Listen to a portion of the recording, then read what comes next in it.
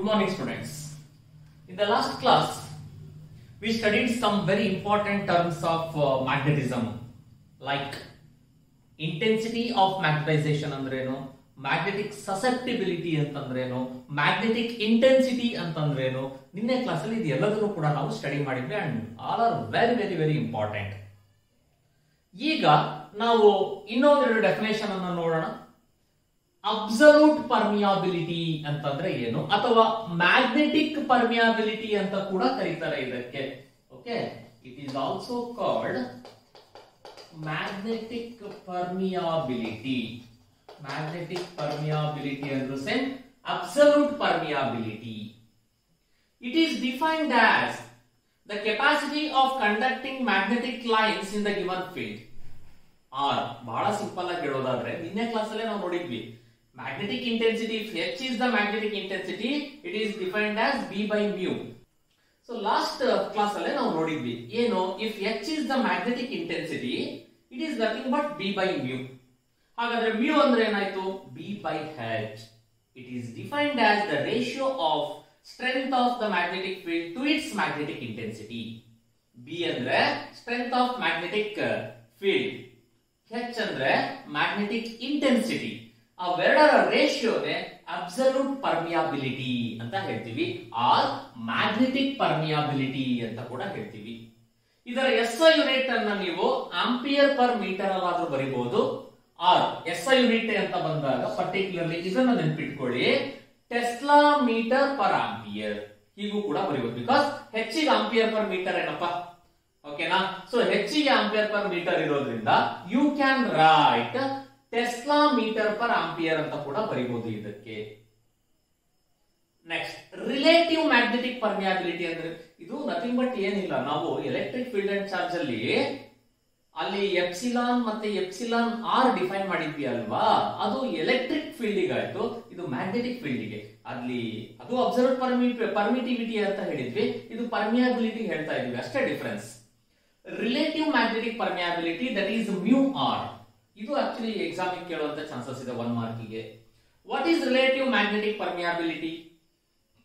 It is the ratio of, ನೋಡಿ epsilon R ಅಂದ್ರೆ ಏನು, ಎಪ್ಸಿಲಾನ್ ಬೈ ಎಪ್ಸಿಲಾನ್ ನಾಟ್.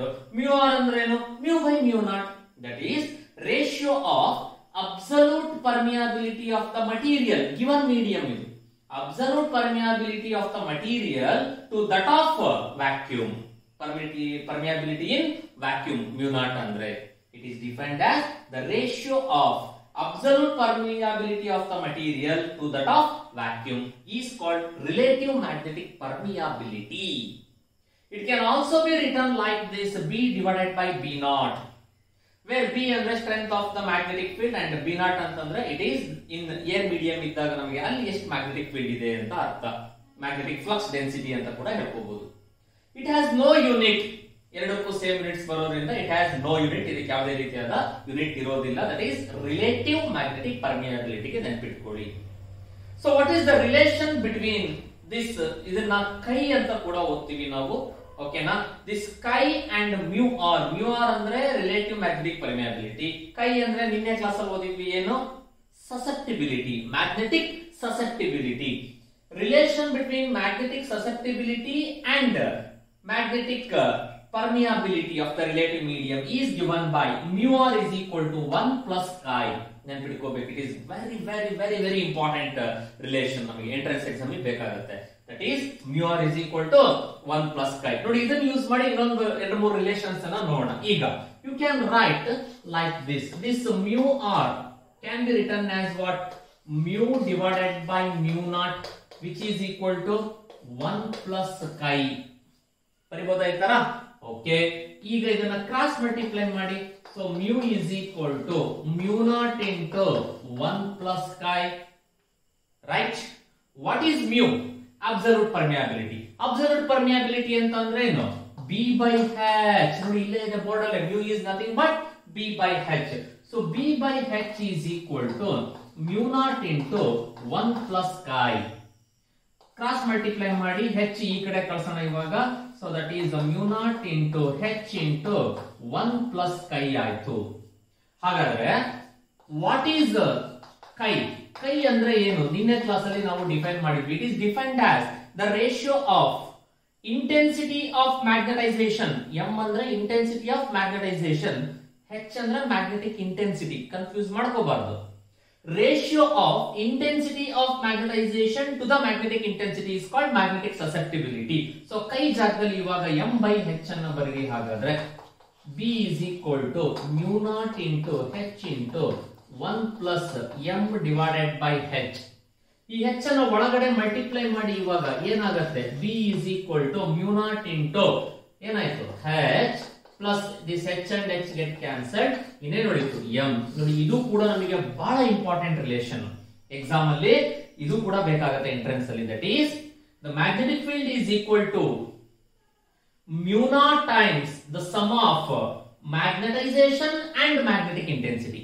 ಇದಕ್ಕೂ ಕೂಡ ಈಕ್ವಲ್ ಆಗಿರುತ್ತೆ. That is mu naught into h plus m. h ಅಂದ್ರೆ magnetic intensity, m ಅಂದ್ರೆ intensity of magnetization. ಓಕೆನಾ? ನೋಡಿ, ಈ ಎಲ್ಲಾ ರಿಲೇಷನ್ ಗಳು ನಮಗೆ ಡಿಪೆಂಡ್ಸ್ ಏನ್ ಡಾಟಾ ಕೊಟ್ಟಿರ್ತಾನೆ ಅಂತ ಅನ್ನೋದ್ರ ಮೇಲೆ ನಾವು ಯೂಸ್ ಮಾಡ್ಕೋಬೇಕಾಗತ್ತೆ. ಇವೆಲ್ಲವನ್ನು ಕೂಡ ನಾವು ನೆನಪಿಟ್ಕೋಬೇಕು. ಓಕೆನಾ? ಸೊ ರಿಲೇಟಿವ್ ಮ್ಯಾಗ್ನೆಟಿಕ್ ಪರ್ಮಿಯಾಬಿಲಿಟಿ ಅಂದ್ರೆ ಏನು? mu by mu naught can also be written as b by b naught ಅಂತ ಹೇಳ್ತೀವಿ. On the basis of the value of this susceptibility, ಈ ಮ್ಯಾಗ್ನೆಟಿಕ್ ಸಸೆಪ್ಟಿಬಿಲಿಟಿ ಏನಿದೆಯಲ್ಲ, ಕೈ ಇದು ಪಾಸಿಟಿವ್ ಇದೆನೋ ನೆಗೆಟಿವ್ ಇದೆನೋ ಅಥವಾ ಎಂ ಮ್ಯಾಗ್ನೆಟಿಕ್ ಇಂಟೆನ್ಸಿಟಿ ಅಥವಾ ಇಂಟೆನ್ಸಿಟಿ ಆಫ್ ಮ್ಯಾಗ್ನೆಟೈಸೇಷನ್ ವ್ಯಾಲ್ಯೂಸ್ ಇಟ್ಕೊಂಡು ನಾವು ಪ್ರಾಪರ್ಟೀಸ್ ಆಫ್ ಮ್ಯಾಗ್ನೆಟ್ಸ್ ಅನ್ನ ಓದ್ತಾ ಹೋಗ್ತೀವಿ. Materials are classified, that is magnetic materials are classified into 3 types. On the basis of the values, ಇವುಗಳ ವ್ಯಾಲ್ಯೂಸ್ ಅನ್ನ ಇಟ್ಕೊಂಡು ಕೂಡ ನಾವು ಅದನ್ನ ಕ್ಲಾಸಿಫಿಕೇಶನ್ ಮಾಡ್ತೀವಿ. Diamagnetic materials, paramagnetic materials, ferromagnetic materials. ಓಕೆನಾ? ಈಗ ಅವುಗಳ ಪ್ರಾಪರ್ಟಿಯನ್ನ ನಾವು ಡೀಟೇಲ್ ಆಗಿ ಓದೋಣಂತೆ. ಓಕೆ, ಈಗ ನಾವು ಒಂದು ಇಂಪಾರ್ಟೆಂಟ್ ಕಾನ್ಸೆಪ್ಟ್ ಅನ್ನ ಸ್ಟಡಿ ಮಾಡೋಣ. Properties of magnetic materials. I told you magnetic materials are classified into 3 types depending on their properties: diamagnetic, paramagnetic, ferromagnetic. Let us study in detail the different properties of dia, para and ferromagnetic materials. It is very important question. either 3 or 5 mark ಕೇಳ್ತಾನೆ exam ಅಲ್ಲಿ. ನೋಡಿ, ಬಹಳ ಸಲ exam ಅಲ್ಲಿ ಕೇಳಿದಾನೆ, write any 3 properties of diamagnetic ಅಥವಾ write any 3 properties of para ಅಥವಾ ferro individual ಆಗಿ ಕೇಳಿದಾನೆ. ಸಮ್ ಟೈಮ್ಸ್ ಏನ್ ಮಾಡಿದಾನೆ, write 3 different properties of dia, para, ferro, ಮೂರು ಬರೀಬೇಕು. ಅಂಡ್ ಒಂದು ವರ್ಷ 5 ಮಾರ್ಕ್ಸ್ ಗೆ write any 5 properties of ferro magnetic materials ಅಂತ ಕೇಳಿದ್ದಾರೆ. So it is one of the very important question in this chapter. Okay, so let us study one by one. What are diamagnetic materials? So ನೀವು ಕೆಲವೊಂದು materials ಗಳಿರ್ತವೆ. ಈಗ ಕೆಲವೊಂದು materials ಅಂದ್ರೆ like ನಿಮಗೆ copper ನ ತಗೊಂಡ್ರಿ ಅಂತ ಇಟ್ಕೊಳ್ಳಿ. ಸೊ ಒಂದು ಮ್ಯಾಗ್ನೆಟ್ ಹತ್ರ ನೀವು ಕಾಪರ್ ಅನ್ನ ತಗೊಂಡು ಬಂದಾಗ it ಫೀಬ್ಲಿ repelled by A magnet. ಅಂದ್ರೆ ಅಟ್ರಾಕ್ಟ್ ಆಗಲ್ಲ, ರಿಪೆಲ್ ಆಗತ್ತೆ. ಯಾಕೆ ಈ ತರ ರಿಪೆಲ್ ಆಗತ್ತೆ ಅಂತಂದ್ರೆ, ಇಲ್ಲಿ ನಮಗೆ when it is placed in a magnetic field, it develops weak magnetization in the opposite direction. ಅಂದ್ರೆ ಈ ನಾರ್ತ್ ಪೋಲ್ ಸೌತ್ ಪೋಲ್ ಅಂದ್ರೆ ರಿಪೆಲ್ ಈಚ್ ಅದರ್ ಆಗ್ಬೇಕಲ್ವಾ ನಮಗೆ ಅದು. ಸೊ ಈ ತರ ವೀಕ್ ಮ್ಯಾಗ್ನೆಟೈಸೇಷನ್ ಅನ್ನ ಎಕ್ಸ್ಟರ್ನಲ್ ಮ್ಯಾಗ್ನೆಟಿಕ್ ಫೀಲ್ಡ್ ಇನ ಆಪೋಸಿಟ್ ಡೈರೆಕ್ಷನ್ ಅಲ್ಲಿ ಡೆವಲಪ್ ಆಗೋದ್ರಿಂದ it ಫೀಬ್ಲಿ repelled. So what are diamagnetic materials? These are the magnetic materials which are feebly repelled by a magnet. Example: copper, antimony, bismuth, gold, silver, etc. These are all some important examples for diamagnetic materials. ಇದು ಎರಡು important point ಅನ್ನು ನೆನಪಿಟ್ಕೊಳ್ಳಿ. ಅಂದ್ರೆ when you place diamagnetic in uniform magnetic field and non-uniform magnetic field ಏನಾಗುತ್ತೆ? When placed in magnetic field, it means uniform magnetic field, the magnetic field lines tend to avoid the substance. ಯಾಕೆ avoid the substance ಅಂದ್ರೆ weak magnetization develops in opposite direction, that is like poles repel each other ಆಗುತ್ತೆ. ಹಾಗಾಗಿ to avoid the substance. when placed in non-uniform magnetic field, suppose if it is a non-uniform magnetic field, then it moves from stronger to weaker field. So stronger to weaker field ಅಂತಂದ್ರೆ ನಮಗೆ feebly ಏನಾಗುತ್ತೆ, repulsion ಆಗುತ್ತೆ ಇಲ್ಲಿ. These 2 points are very important. When placed in uniform magnetic field, field lines tend to avoid the substance. When placed in non-uniform magnetic field, it moves from stronger to weaker field. It nothing but feebly repulsion ಆಗುತ್ತೆ.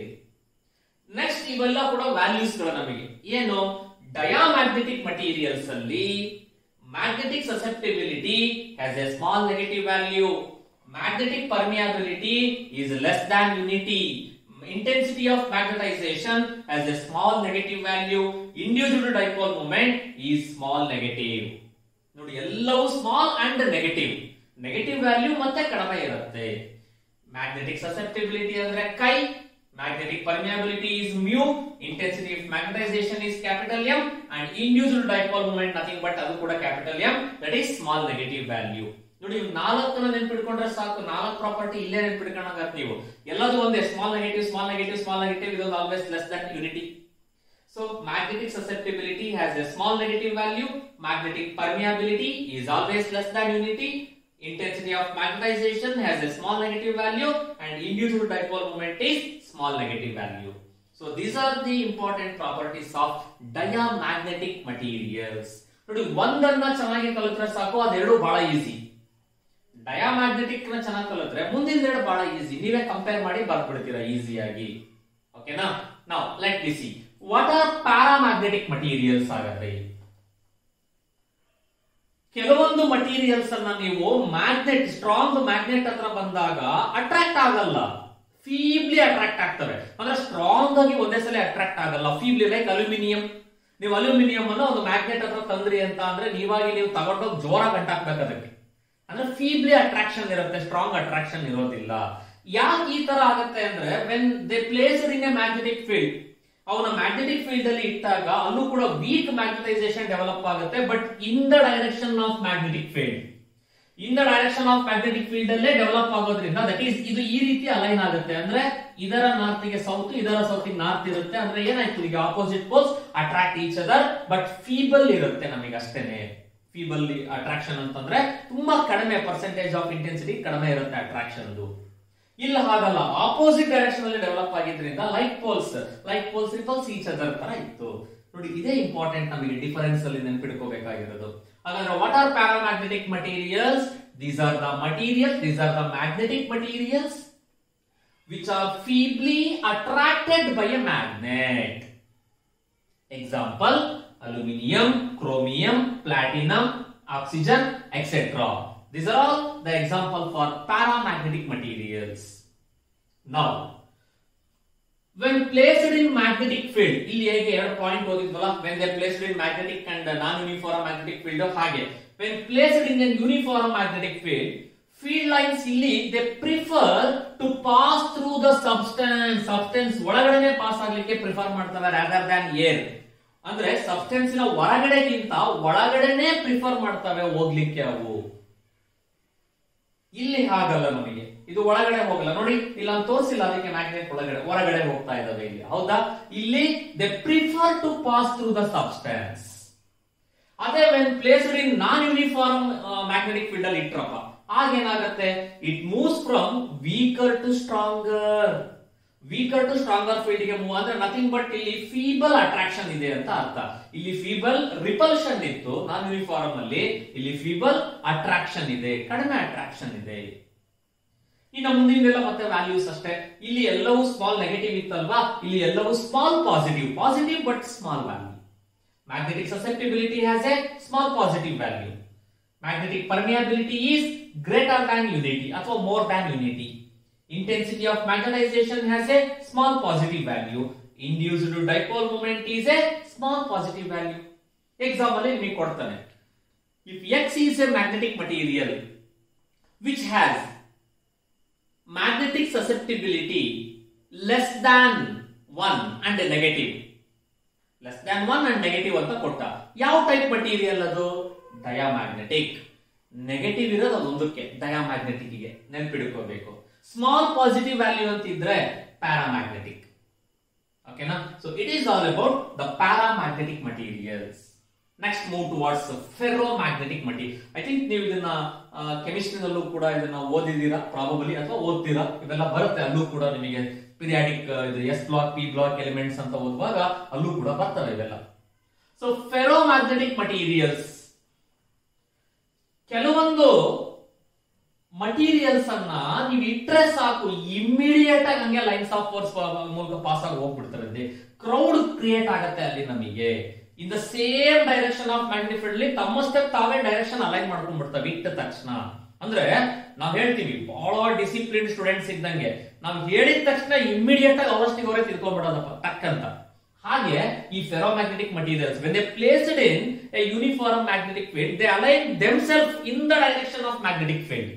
Therefore they are strongly attracted by a magnet. Immediate ಆಗಿ magnet ಗೆ attract ಆಗ್ತವೆ ಅವು. ಓಕೆನಾ? what are ferromagnetic materials? These are the magnetic materials which are strongly attracted by a magnet. ನಿಮಗೆ ಗೊತ್ತಲ್ವಾ examples, iron, cobalt, ನಿಕಲ್ ಅಥವಾ ಗ್ಯಾಡೋಲಿನಿಯಂ etcetera. These are all some important example for ferromagnetic materials. ಇಲ್ಲೂ ಕೂಡ ಅಷ್ಟೇನೆ, ಫೆರೋಮ್ಯಾಗ್ನೆಟಿಕ್ ಅನ್ನ ಯೂನಿಫಾರ್ಮ್ ಮ್ಯಾಗ್ನೆಟಿಕ್ ಫೀಲ್ಡ್ ಅಲ್ಲಿ ಇಟ್ಟಾಗ ಏನಾಗುತ್ತೆ, ನಾನ್ ಯೂನಿಫಾರ್ಮ್ ಅಲ್ಲಿ ಇಟ್ಟಾಗ ಏನಾಗುತ್ತೆ. When they placed in a uniform magnetic field, field lines tend to crowd into the specimen. ಎಲ್ಲವೂ ಸ್ಪೆಸಿಮನ್ ಒಳಗಡೆ ಹೋಗ್ತವೆ. ಕ್ರೌಡ್ ಅಂದ್ರೆ number of magnetic lines force ಜಾಸ್ತಿ ಆಗ್ತವೆ. ಮ್ಯಾಗ್ನೆಟಿಕ್ ಫೀಲ್ಡ್ ಲೈನ್ಸ್ ಜಾಸ್ತಿ ಆದಾಗ ಫೀಲ್ಡ್ ಸ್ಟ್ರೆಂತ್ ಕೂಡ ಏನಾಗುತ್ತೆ, ಜಾಸ್ತಿ ಆಗುತ್ತೆ. ಅದೇ when placed in non uniform field, ಆಗೇನಾಗುತ್ತೆ, it moves from weaker to stronger field, that is with strong attraction. ಇಲ್ಲಿ ಫೀಬಲ್ ಅಟ್ರಾಕ್ಷನ್ ಇತ್ತು, ಇಲ್ಲಿ ಸ್ಟ್ರಾಂಗ್ ಅಟ್ರಾಕ್ಷನ್ ಇರುತ್ತೆ. ಅದಕ್ಕೆ ನೋಡಿ ನಾನು number of lines of force ಅಲ್ಲಿ ತೋರಿಸಿದೀವಿ. ಮುಂದಿನೆಲ್ಲ ಮತ್ತೆ ಇಲ್ಲಿ ವ್ಯಾಲ್ಯೂಸ್ ಅಲ್ವಾ, ಇದಕ್ಕೆ ಎಲ್ಲದೂ ಕೂಡ ಪಾಸಿಟಿವ್ ಅಂಡ್ ಲಾರ್ಜ್. ಇದು ಪಾಸಿಟಿವ್ ಸ್ಮಾಲ್, ಫೆರೋಮ್ಯಾಗ್ನೆಟಿಕ್ ಗೆ ಪಾಸಿಟಿವ್ ಮತ್ತೆ ಲಾರ್ಜ್ ವ್ಯಾಲ್ಯೂಸ್ ಇರುತ್ತೆ. Magnetic susceptibility has a large positive value. Magnetic permeability is much more than unity. ಇದು ಬರೀ more than unity, it is much more than unity. Intensity of magnetization has a large positive value. Induced dipole moment is a large positive value. So ಇದು ferromagnetic materials ಬಗ್ಗೆ ಆಯ್ತು. ನೋಡಿ, ಈ ಮೂರಲ್ಲಿ ನಮಗೆ ಯಾವ್ದಾದ್ರೂ ಎಕ್ಸಾಮ್ ಅಲ್ಲಿ ಕೇಳಬಹುದು ಅಥವಾ ಮೂರದು ಕೇಳಬಹುದು. ಬಹಳ ಈಸಿ ಇದೆ. ಒಂದನ್ನ ಚೆನ್ನಾಗಿ ಕಲ್ತ್ಬಿಟ್ರೆ ಉಳಿದಿದ್ದೆಲ್ಲದನ್ನು ಕೂಡ ಕಂಪೇರ್ ಮಾಡಿ ಬರೆಯೋದು ಬಹಳ easy. That is about diamagnetic, paramagnetic and ferromagnetic materials. Okay, so ನಾವು ಒಂದೆರಡು ಲಾಸ್ ಗಳನ್ನ ಓದೋಣ ರಿಲೇಟೆಡ್ ಟು ದೀಸ್ ಮಟೀರಿಯಲ್ಸ್. ಅಂದ್ರೆ ಪ್ಯಾರಾಮ್ಯಾಗ್ನೆಟಿಕ್ ಮತ್ತೆ ಫೆರೋಮ್ಯಾಗ್ನೆಟಿಕ್ ಗೆ ಒಂದೆರಡು ಲಾಸ್ ಗಳನ್ನ ಇದಾವೆ ನಮಗೆ ಸಿಲೆಬಸ್ ಅಲ್ಲಿ ಇಂಪಾರ್ಟೆಂಟ್, ಅದನ್ನು ನೋಡೋಣ. ಅದರಲ್ಲಿ ಮೊದಲನೇದಾಗಿ ಕ್ಯೂರೀಸ್ ಲಾ. ಕ್ಯೂರಿ ಅಂತಕ್ಕಂಥ ಸೈಂಟಿಸ್ಟ್ ಹೆಸರು. ಏನ್ ಹೇಳುತ್ತೆ ಕ್ಯೂರೀಸ್ ಲಾ ಅಂದ್ರೆ, relation between susceptibility of a paramagnetic material and the temperature. A susceptibility of paramagnetic substance ಮತ್ತೆ temperature ನಡುವೆ ಇರೋ ರಿಲೇಷನ್ ಅನ್ನ ಈ ಲಾ ಹೇಳುತ್ತೆ.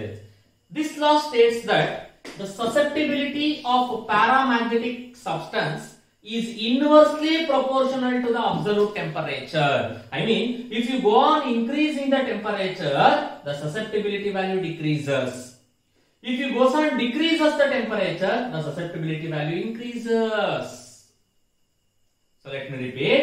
The susceptibility of paramagnetic substance is inversely proportional to what? Absolute susceptibility ಅಂದ್ರೆ ಏನು ಅಂತ ಗೊತ್ತು ನಮಗೆ, m/h magnetization divided by magnetic intensity.